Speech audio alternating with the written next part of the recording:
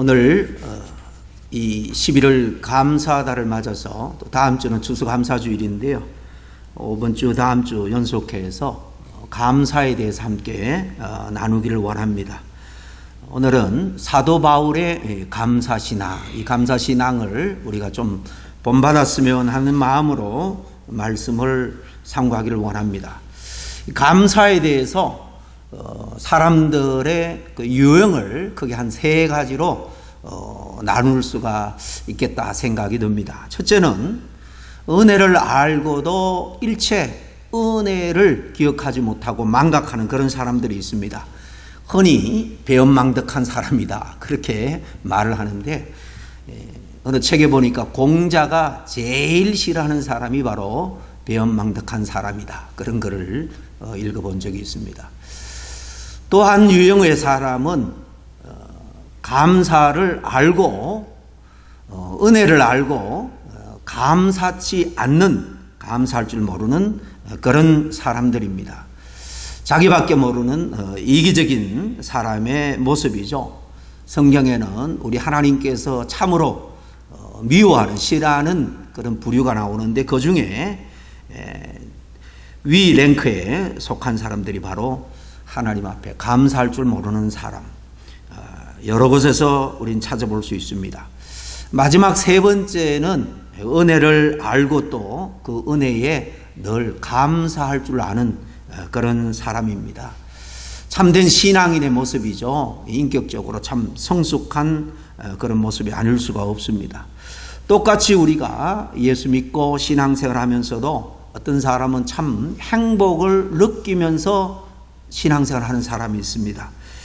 그런가 하면 어떤 사람은 스스로 참 나는 불행하다, 이런 불행을 느끼면서도 또 교회에 나오는 사람도 있습니다.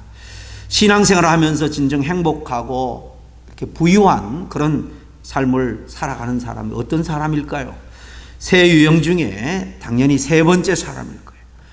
살아가면서 매사에 받은 은혜를 먼저 생각하면서 감사의 마음을 가지고 감사를 표하며 살아가는 사람, 그 사람은 어려운 일이 와도 전화위복으로 또 감사가 나오고, 또 감사를 통해서 삶을 행복으로 바꿔 나갈 수 있는 힘이 있는 사람입니다.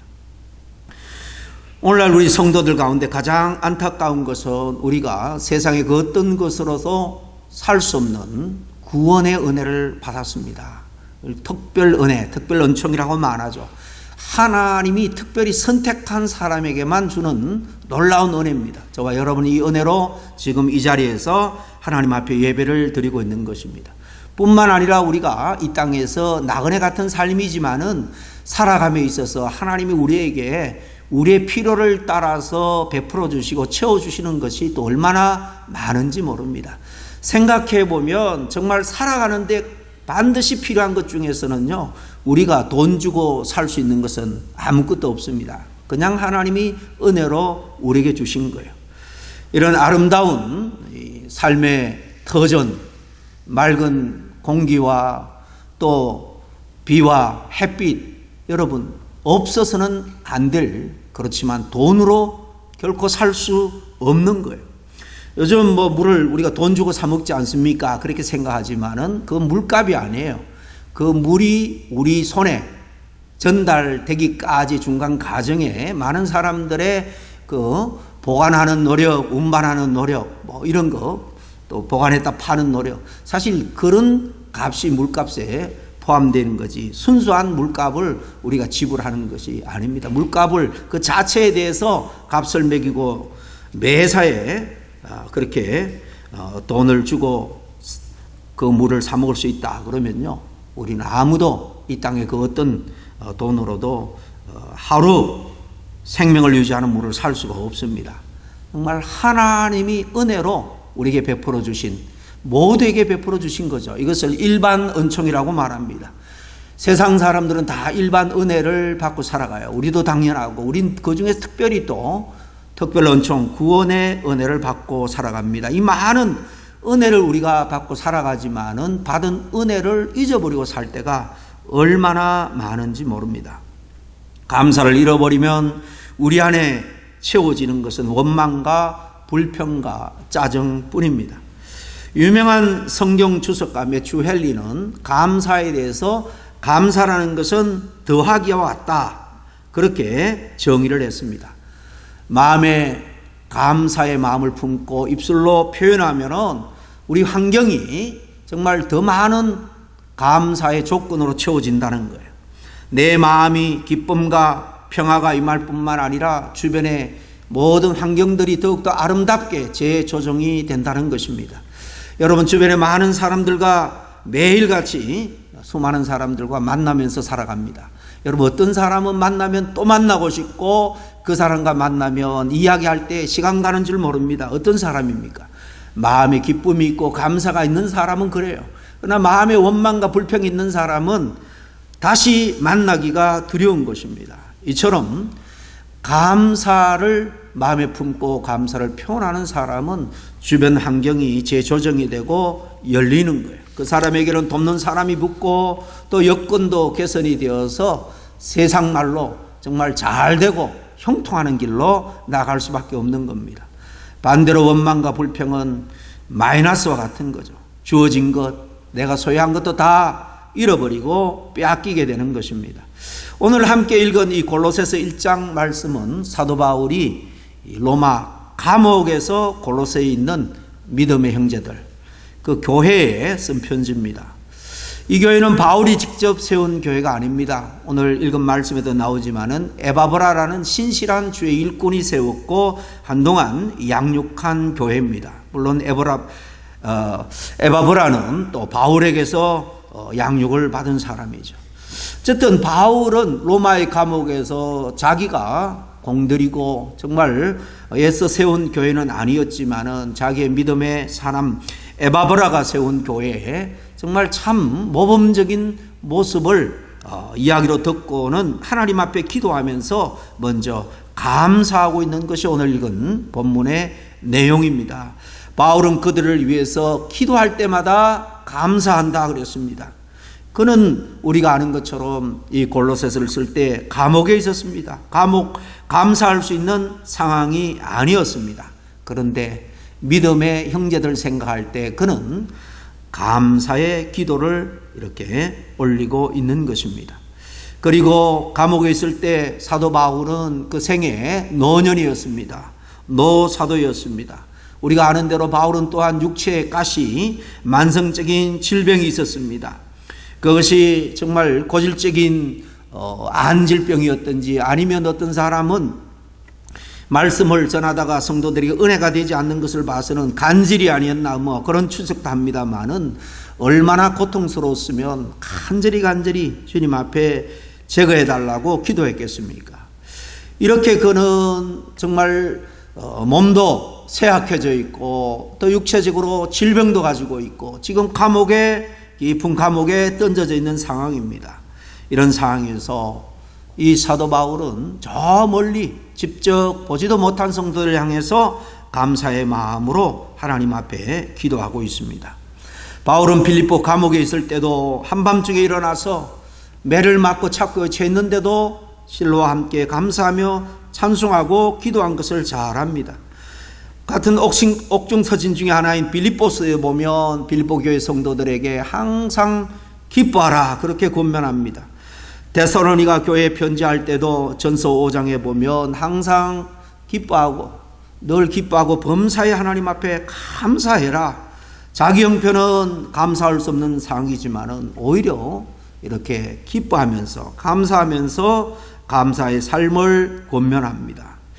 오히려 찬송과 감사로 기도할 때 그는 닫혔던 감옥문이 열리고 하늘문이 열린 경험을 했기 때문입니다. 이런 것처럼 감사의 삶, 감사의 기도는 하늘의 기적을 일으키는 놀라운 능력이 있는 것입니다. 오늘날 신앙생활 하면서 저와 여러분은 기도할 때에 정말 감사를 표하는 기도가 기도 속에 얼마나 차지하고 있습니까? 그저 내 소원만 아래는 간구하는 기도로만 가득 차 있지는 않습니까? 이미 하나님께서 우리에게 준 것이 사실 너무나 많이 있습니다. 그것을 헤아려 보고 먼저 감사로 주님의 보좌 앞에 나아갈 때에 하나님께서는 우리 마음에 있던 두려움과 원망과 불평까지도 변하여 감사와 기쁨으로 만들어 주실 줄로 믿습니다. 여러분, 2023년 한 해를 달려오면서 지금 내 수중에 남아있는 게 뭡니까? 어떤 분은 처음보다 사실 더 많은 것을 저는 잃어버렸습니다, 그렇게 생각할 수도 있습니다. 많이 잃었다고 생각할수록 우리 마음은 무겁고 아마 허전하고 슬픔이 더 클 겁니다. 그러나 비록 잃었다 할지라도 앞으로 채워주실 그 주님을 믿음으로 바라보는 사람은 기쁨이 있고 감사할 수 있습니다. 한 해를 마무리하는 이 시점에 여러분의 기도를 감사로 한번 채워볼 수 있기를 바랍니다. 오늘 주보 안에 프린트물을 끼워 드렸습니다. 2주만이라도, 내일부터 2주만이라도 하루에 3가지씩 꼭 이 감사의 기도로 아침을 열어보자는 것입니다. 하루를 시작해 보자는 것입니다. 감사의 훈련을 한번 해보자는 거예요. 2주간만이라도 짧은 시간이지만은 감사로 매일을 기도하며 시작할 때 우리 안에 일어나는 내면에서부터 가정에서 직장에 일어나는 변화가 무엇인지를 한번 우리가 확인해 보기를 원합니다. 하나님은 반드시 감사로 하루를 시작하는 그 심령을 축복해 주실 줄로 믿습니다. 빌립보 4장 6절 7절의 사도 바울을 통해서 하나님은 이렇게 권면합니다. 아무것도 염려하지 말고 다만 모든 일에 기도와 간구로 너희 구할 것을 감사함으로 하나님께 아뢰라. 그리하면 모든 지각에 뛰어난 하나님의 평강이 그리스도 예수 안에서 너의 마음과 생각을 지키시리라 그랬습니다. 여러분, 우리가 살아가면서 문제와 고통을 당할 때에 걱정한다고, 염려한다고 해결되던가요? 염려해서 될 일은 아무것도 없습니다. 하나님은 모든 지각에 뛰어난 전능하신 분이라 오늘 바울이 말합니다. 그 하나님께서 하나님의 평강이 그리스도 예수 안에서 내 마음과 생각을 지키시리라. 그분은 우리에게 우리 내면의 평강을 임하게 하는 분입니다. 우리의 마음과 생각을 지켜주시는 분입니다. 진정한 행복은 우리 내면에 있다, 그렇게 말하는 분들이 많죠. 세상에 많은 것들로 소유하고 있어도 마음이 편치 않으면, 마음의 평강이 없으면, 마음의 기쁨이 없으면 지옥의 삶과 다름이 없는 것입니다. 감사의 기도를 우리가 계속해서 해나갈 때에 정말 하나님의 그 평강이 우리 안에 충만해지고 분주한 우리의 심령이 이렇게 하나님의 은혜로 지켜지고 은혜로 채워지기를 주의 이름으로 간절히 축원합니다. 오늘 이 말씀을 통해서 바울이 골로새 교인들을 위한 이 감사의 기도의 제목들 하나하나를 통해서 저와 여러분에게도 정말 소홀히 했고 잊어버렸던 감사의 마음, 감사의 신앙이 다시 한번 회복되기를 간절히 바랍니다. 그래서 정말 우리의 모습이 가족들로부터 멀리는, 또 직장에서 모르는 사람까지도 참 저 사람은 뭔가 정말 기쁨이 있고 행복을 누리는 사람이다, 그 감사의 마음이 얼굴에 드러날 수 있는 그런 삶을 살기를 원합니다. 100만 마디 말보다도요, 우리의 모습, 우리의 삶의 모습이 더 큰 전도에 영향을 끼치는 거예요. 그럼 바울은 골로새 교인들을 생각하면서 무엇에 대해서 감사를 하고 있습니까? 오늘 읽은 말씀에 보면 첫째로 예수 그리스도 안에 있는 믿음을 생각하며 감사하고 있는 것을 보게 됩니다. 이 교인들을 위해서 기도할 때마다 하나님께 감사한다 라고 하면서 4절에 보니까 상반절 그리스도 예수 안에 있는 너희 믿음과 그렇게 시작을 합니다. 그처럼 그들의 믿음을 듣고 바울은 하나님 앞에 감사하고 있습니다. 자기 어떤 소원이 성취돼서 감사하고 있는 것이 아닙니다. 믿음의 동료, 하나님의 교회 사람들이 믿음 가운데 살아가고 있다는 것이 저 멀리 감옥에 있는 바울의 마음을 감동시킨 거예요. 그래서 감사한 것입니다. 얼마나 성숙한 감사입니까? 여러분, 내게 주어진 은혜만으로도 감사 생활하는 것도 하나님께서 특별히 보시고 더 큰 축복을 내려줄 거예요. 그런데 이렇게 믿음의 사람들이, 믿음의 교회가 잘 되고 그 믿음 안에서 정말 하나님 앞에 열심으로 헌신하는 그 모습 가운데 정말 감사할 수 있다. 얼마나 귀한 감사신앙입니까? 그런 감사신앙이 우리에게도 일어나기를 원합니다. 우리들이 인생을 살면서 최고의 감사 제목은 뭘까요? 예수 그리스도를 나의 구주, 나의 하나님으로 믿게 된 것이 여러분 최고의 감사 제목이 되어야 될 줄로 믿습니다. 여러분, 예수를 믿고 싶다고 아무나 믿습니까? 여러분, 믿음은 하나님의 은혜로 말미암는 선물이라 그랬습니다. 아무리 믿고 싶어도 하나님이 우리에게 선물로 믿음을 주셔야지 예수님이 하나님의 아들이요 메시아인 것을 믿게 됩니다. 그러므로 이 믿음으로 선물을 받은 것, 이 믿음의 결과가 구원이니까 이 얼마나 큰 은혜고 축복이겠습니까? 예수님은 이 세상에서 가장 고귀하고 존귀한 분입니다. 그의 이름은 어떠한 이름보다도 위대한 이름입니다. 성경에는 예수님은 우리의 길이 되고 진리가 되고 생명이 된다고 말하죠. 예수님을 믿음으로 고백하면 하나님의 자녀가 되고 천국 백성이 되고 하나님 나라의 상속자가 된다. 하늘의 그 신령한 축복을 영원토록 누리게 된다라고 약속합니다. 이 예수님을 믿는 그 믿음의 은혜를 베풀어 주신 것, 이것이 바로 우리가 하나님의 감사해야 될 최고의 감사 제목이 되어야 될 줄로 믿습니다.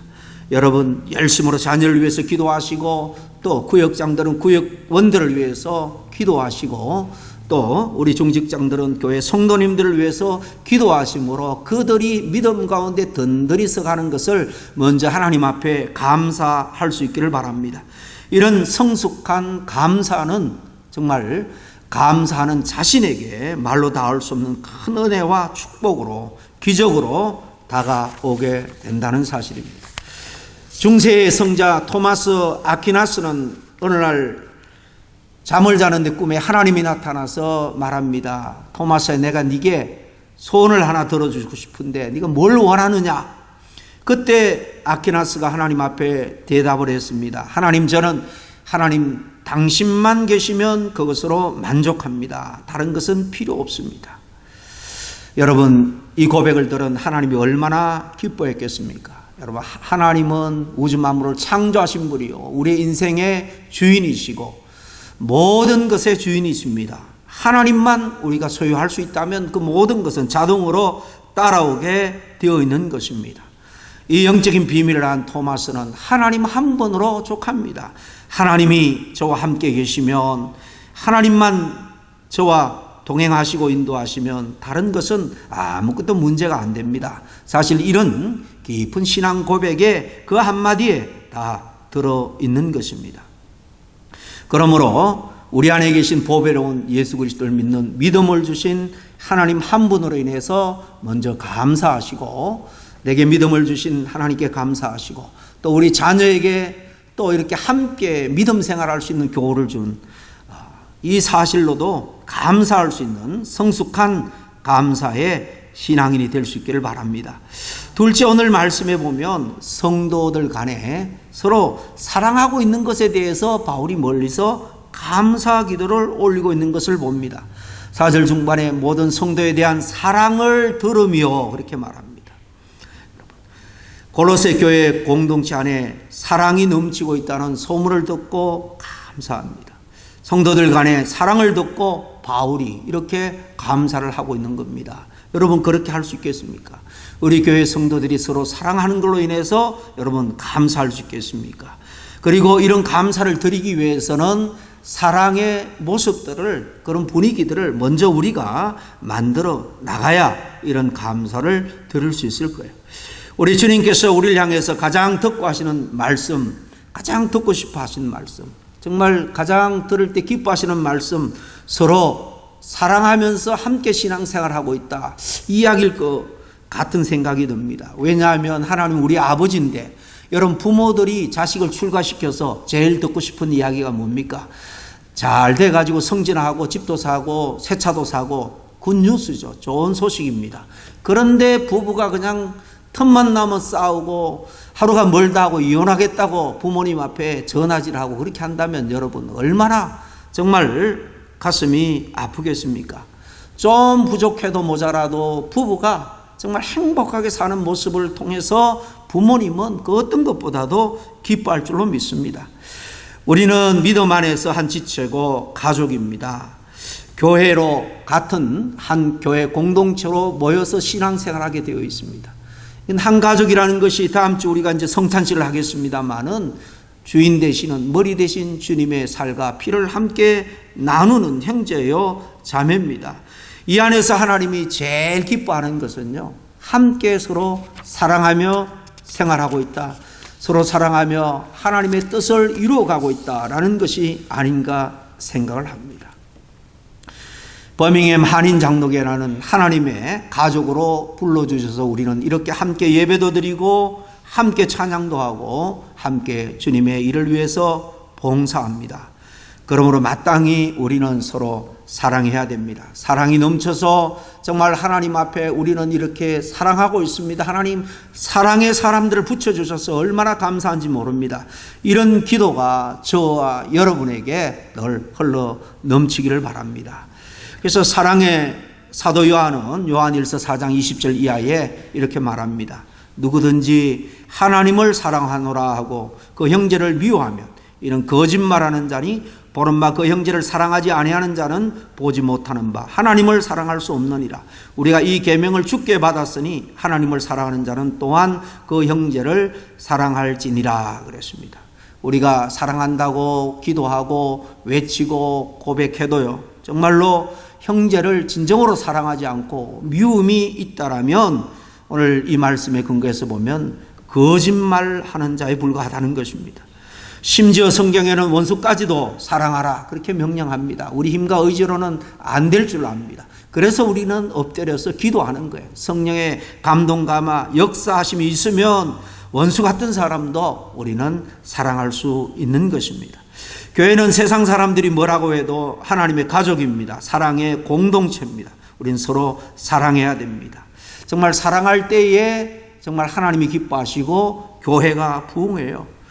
사도행전 초대교회를 보면은 성령 그 강림 사건 이후에 베드로와 사도들이 능력 있는 말씀을 통해서 수많은 사람들이 교회로 물밀듯 몰려오는 것을 우리가 볼 수가 있습니다.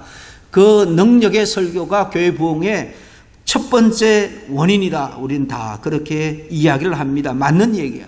그러나 만약에 모인 성도들이 모여서 함께 아웅다웅 다투고 싸운다면 그 교회로 사람들이 모여들겠습니까?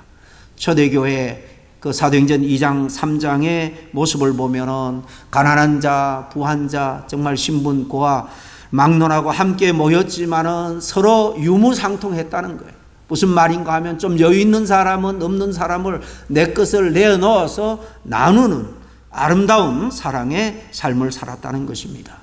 저는 어떻게 보면 전도학적으로 보면 그 교회의 이런 모습이 초대교회 부흥에 그 능력 있는 설교 못지않게 큰 영향력을 끼쳤을 것이다. 그런 생각을 하게 됩니다. 마지막으로 오늘 바울은 하늘에 쌓은 소망을 인해서 감사하고 있는 것을 봅니다. 5절 말씀이죠. 너희를 위하여 하늘에 쌓아둔 소망으로 말미암음이니 곧 너희가 전에 복음 진리의 말씀을 들은 것이라. 이 바울이 골로새 교회에 대해서 세 번째 감사하는 기도 제목은 바로 이들이 가진 소망이 썩을 이 땅의 소망이 아니라 썩지 아니할 하늘에 쌓아둔 소망 때문에 감사하고 있다는 것입니다. 그러면서 곧 너희가 전에 복음 진리의 말씀을 들은 것이라.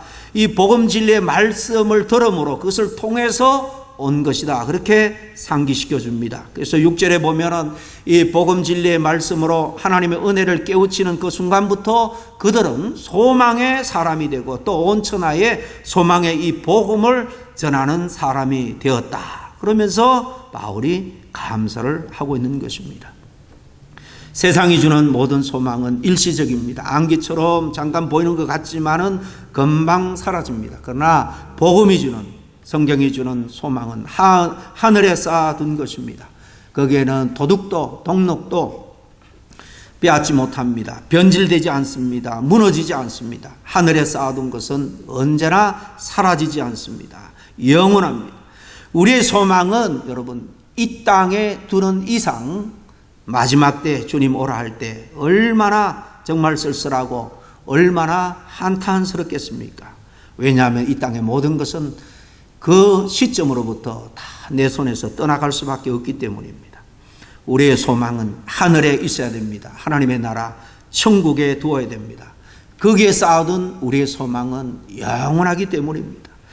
누구든지 올 때 순서는 있었지만은 순서 없이 갈 때는 하나님의 부르심 앞에 꼼짝없이 순종할 수밖에 없습니다.